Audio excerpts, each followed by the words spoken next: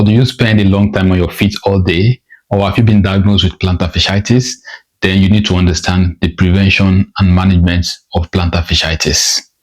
Plantar fasciitis is a common foot problem that is usually overly diagnosed in the clinic arena. However, the proper management technique remains very scanty. So plantar fasciitis is a condition that occurs when there is some microtrauma or inflammation within the plantar fascia resulting in pain. So you cannot properly manage this problem if you don't understand the origin of the problem. Let's look at some functional anatomy. The plantar fascia is a band-like tissue that anchors the heel bone to the base of the toes, and it does two major functions. The first being providing support for the arch of the foot, and the second one is absorbing shock during weight-bearing activities such as running, walking, or standing. Another interesting anatomy to look at is that of the intrinsic foot muscles and the extrinsic foot muscles. The intrinsic foot muscles are tiny muscles that originate and terminate within the foot, and they are considered as the local stabilizers of the foot when it comes to muscular activity, while the extrinsic foot muscles, which are muscles that originate in the leg and insert into the foot, are considered as the global movers of the foot. So looking at the anatomy, there is a correlation, or there is an overlap between the intrinsic foot muscle and the plantar fascia. So when there is some weakness within the intrinsic foot muscles, it usually leads to an overburdening on the plantar fascia, which results in the microtrauma and the inflammation response within the plantar fascia. Most exercise protocol out there only focuses on maintaining flexibility and strength within the extrinsic foot muscles, while paying little or no attention to the intrinsic foot muscles. And this is the missing link. So how do we strengthen the intrinsic foot muscles? I'm going to be describing 3 exercises to achieve this task. The first one is called foot shortening exercise. So with this exercise, what you want to do is to try to shorten the distance between your big toe and your heel without necessarily curling your toes. So when you do that, there should be a raise in the dome of your arch, which is what is happening now.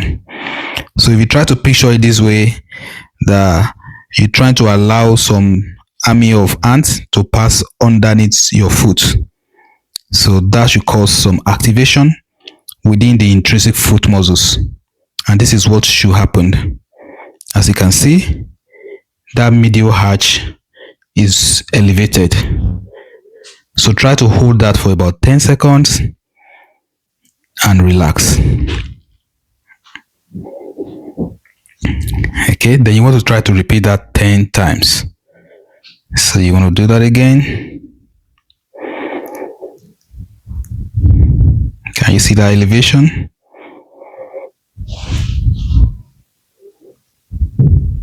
Then you hold for 10 seconds and relax. Okay, so to progress this exercise, try to do it standing on one leg, which is you trying to replicate what happens when you doing some walking or when you're running. So you can support yourself with the furniture if you need to, but don't rely too much on the furniture. Don't rest too much on it. Then activate again, as you can see. So look at what is happening in that medial arch. You can see you need to look closely to appreciate that elevation. Hold for 10 seconds, then relax. Activate again, then relax after 10 seconds. Okay, that's the relaxation phase. Then you want to activate again. So you want to do that about 10 times. You're holding for 10 seconds and you're repeating 10 times. Okay, so you can progress this exercise again to even challenge the intrinsic foot muscles a little bit. So what you can do is try some gentle squatting while activating those intrinsic foot muscles. So activation, and this is me doing some gentle squats. Okay. Okay. Very gentle. So just do a couple of reps, about 10 will do for that. Then the second exercise is called toe swapping exercise. So with toe swapping exercise, what you're doing is you're pressing down with the ball of the big toe while lifting the other 4 toes at the same time. So if you do this exercise correctly, you should start feeling a cramp-like sensation within your foot. So you're holding this position for 10 seconds and you want to repeat that about 10 times as well. Okay, so similar to the first one, you can also progress by standing on one leg to do the same thing. Okay. All right. So these exercises, you may not really appreciate the movement happening in your foot because, as I said, the intrinsic foot muscles are very short muscles. So their movement is not really appreciated. You need to take a very closer look to appreciate what they're doing. Okay. So you can also still progress this exercise by adding some gentle squats to it. Okay.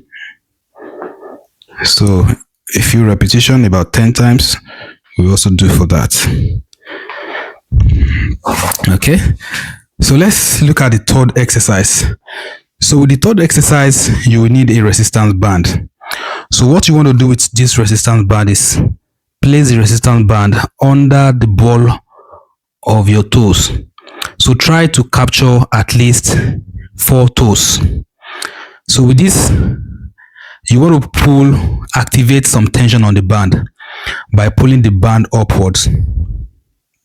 So when you do that, that should cause an elevation of the 4 toes that are being captured. Okay. So when you have it this way, then try to push back to the floor those 4 toes.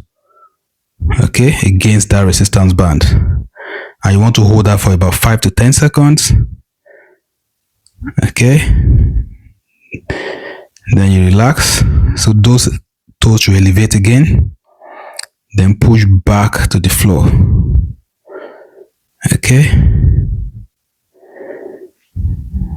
Then you relax again. Relax. And push back to the floor. So also repeat this exercise for about 10 times. So with these gentle exercises, if you incorporate them daily, they will start strengthening your intrinsic foot muscles. And when you have very strong intrinsic foot muscles, there will be less burden or stress on the plantar fascia. If you enjoyed this video, please remember to like and subscribe. Thank you.